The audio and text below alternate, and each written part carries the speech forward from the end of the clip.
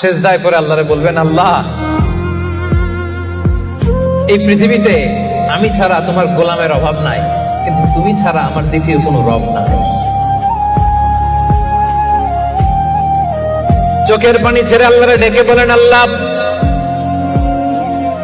এই জমিনে আমি ছাড়া তোমার গোলামের কোনো অভাব নাই, কিন্তু তুমি ছাড়া দ্বিতীয় কোনো রব আমার নাই, তুমি ছাড়া দ্বিতীয় কোনো জায়গায় চাওয়ার সুযোগ আমার নাই। চোখের পানি ছেড়ে আল্লাহরে বলেন, আল্লাহ কোরআনে তুমি শিখিয়েছো ফরিয়াদীদেরকে কেউ যদি চায় ওই ফরিয়াদীদেরকে বারণ করা যায় না, তুমি কেমন করে এই অভাগা ফরিয়াদীকে আজকে ফিরিয়ে দিবা। চোখের পানি ছেড়ে আল্লাহর কাছে চা, সব তিনি দিয়ে দিতে পারেন। চিল্লায় বলেন ঠিক কিনা? গোটা বিশ্বের সবাই আমাদের যার যা লাগবে সব যদি আল্লাহর কাছে চাই, আল্লাহ যদি সবাইকে সবকিছু দিয়ে দেয়, আল্লাহ বলে আমার ক্ষমতার 1 ইঞ্চিও কমবে না। চিল্লায় বলেন ঠিক কিনা?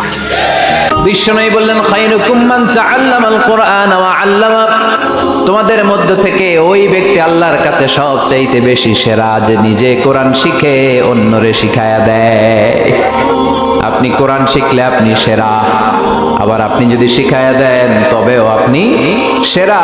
এজন্য কোরআন শিখানোর চেয়ে শ্রেষ্ঠ কাজ হয় না। আপনি যদি কাউরে শুধু সূরা ফাতিহাটা শিখান, কোন সূরা, ওই লোক যতবার জীবনে সূরা ফাতিহা পড়বে তার একটা পার্সেন্টেজ সওয়াব আমলনামায় আপনার আছে না নাই?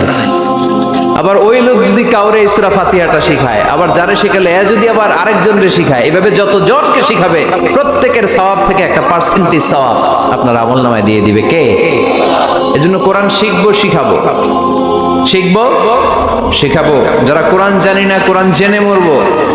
No excuse will be granted that day. সেদিন কোনো অজুহাত আল্লাহ গ্রহণ করবে না। সব পারো, কোরআন পারো না কেন? সবই তো পারো। হিন্দিতে কথা বলতে পারো, ইংরেজিতে কথা বলতে পারো, কোরআন পারলা না কেন? কোনো মাফ করবে আল্লাহ? না না। যে সত্যের পথে আহ্বান করে, যে অন্যায় কাজে বাধা দেয়, সমাজ তারে ওয়েলকাম করে না, তার জীবনে দুঃখ আছে।